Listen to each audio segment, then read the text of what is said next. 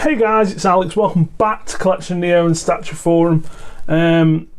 Recording this at a bit of a strange time, as you probably all know. Hope you're all staying inside and staying safe, but what it does give me the opportunity to do is have a look around the collection and see what I've picked up over the last couple of months and get some reviews done. So without further ado, today we're going to look at Sideshow, G.I. Joe, Snake Eyes vs Red Ninja's Diorama. So this came out quite a few years ago now. I'm thinking it's about 10 years old at least. When Sideshow first got the G.I. Joe license, they did these dioramas, which are the three of. I will be reviewing another one after this. All in about 1/8 scale, maybe 1/9.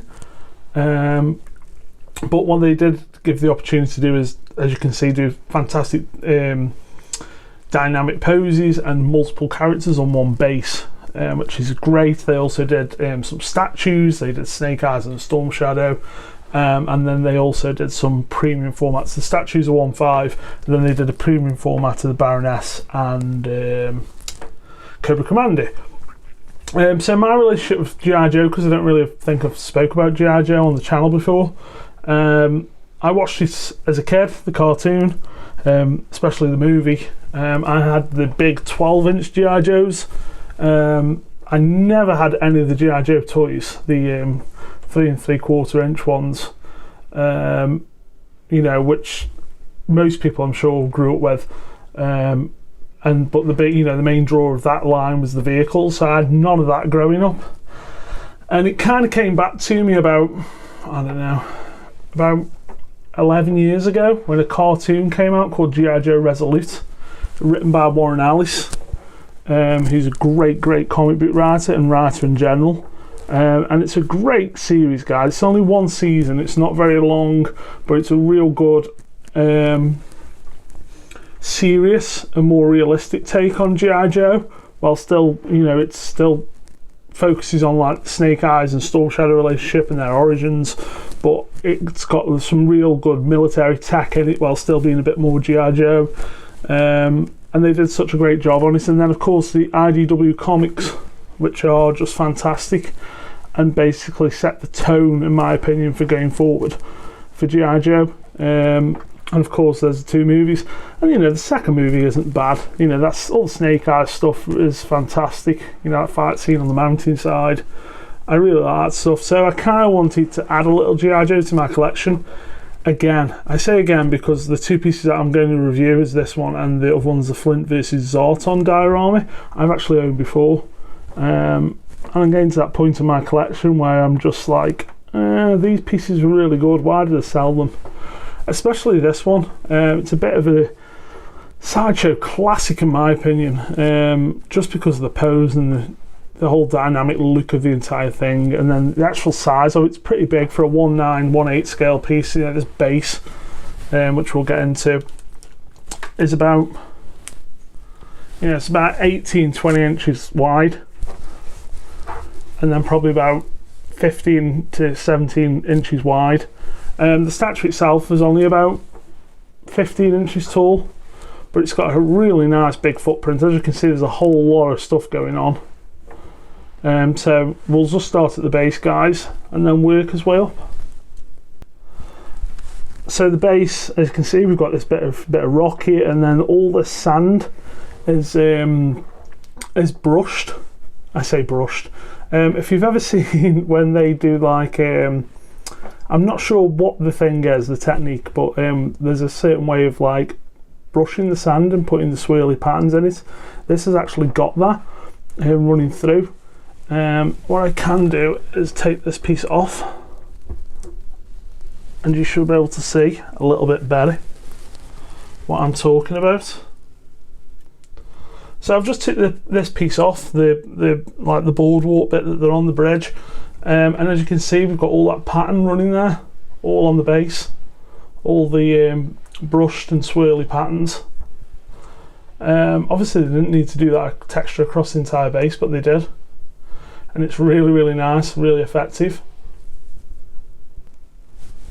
So as you can see, that boardwalk piece, the bridge, and the huge stone at the back here it just sits on. They're basically no magnets, just got a velvety bottom, just so they don't scratch anything. They just basically sit in.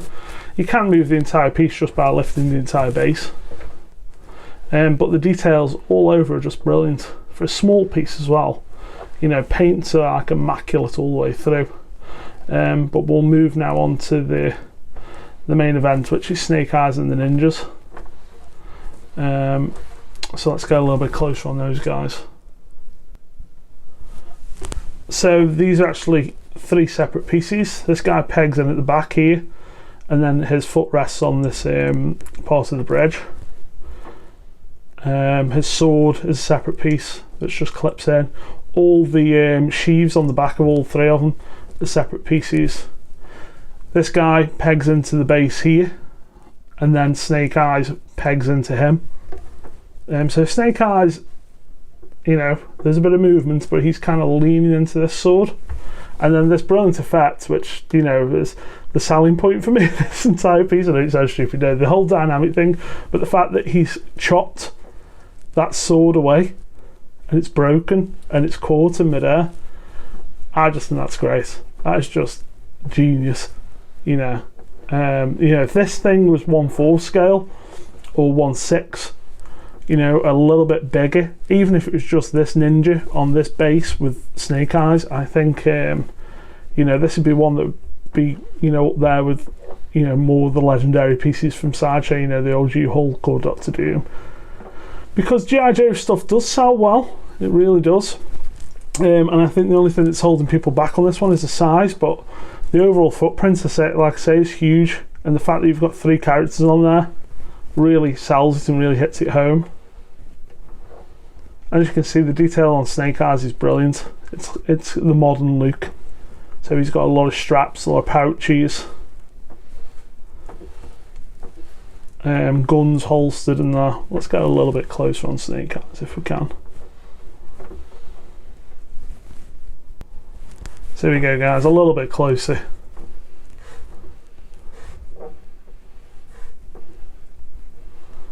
Just let my focus focus, but you can see like the treads on the bottom of his feet. The ninjas, they've got all these extra weapons. Textures and paints are really good. We've got a little shuriken there on the ninja's waistband. Faces are great on the ninjas. The guy on the floor looks worried as fuck. And then Snake Eyes. Now Snake Eyes, this is the exclusive version, by the way. So you get this head, which is of course like his modern interpretation of the visor, but because obviously Snake Eyes was a toy first more than anything else, you also get this version. This is the exclusive piece, which is like the old ski mask look. I think it's fine. I actually really like ski mask look, but I just like the other look much more. And it's a nice little exclusive. If you know, if you grew up with Snake Eyes, that Snake Eyes toy, and that's what you like. But I think the ninja mask looks much better. Well, it's not even a ninja mask; it's more like a visor. But yeah, and then of course, if you have noticed, the Arashikage stone in the background here sliced. The symbol on there. And then the piece there sliced away. It's just one of the most dynamic, super detailed, just hit my tripod, pieces that Sideshow ever put out. And I think it's just it tells a story. It does everything a diorama needs to do. It really does. You know, a diorama needs to, you know, it needs to have a great environment that this has got. It needs to be dynamic. It needs to have multiple characters. It needs to tell a story. It needs to take a snapshot of the action just as it's happening, or just as about something's about to happen. Some dioramas don't do that. It's just 2 characters on a base, or 2 or 3 characters on a base, and this does a really good job of selling what this scene's all about. And you know that at the end of it, Snake Eyes is 100% going to come out on top. put the reg head back in. Good strong magnets. But yeah, guys, so I have, like I say, I've got the Flint versus Zorton diorama, which I'm also going to review, and I'm looking to pick up the Cobra Commander one. I did have the Cobra Commander one before as well. I had all three before. Stupidly sold them, as you do in this hobby. But I will be looking out for pick that one up, and then as soon as I get that, I'll review them. I think it's nice to see some of these old classic pieces. I've posted pictures of this about on Facebook and forums, and people are like, oh, I never knew that existed. It's really cool. So yeah, guys, let me know in the comments what you think. Would you prefer more multi-character dioramas on a smaller scale?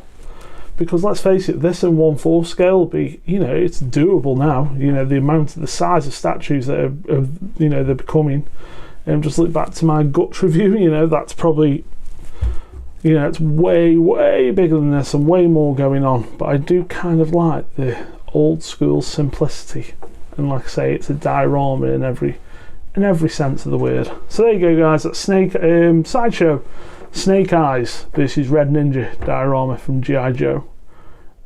Stick around, guys. Plenty more reviews coming up, and I'll see you in the next one. Bye.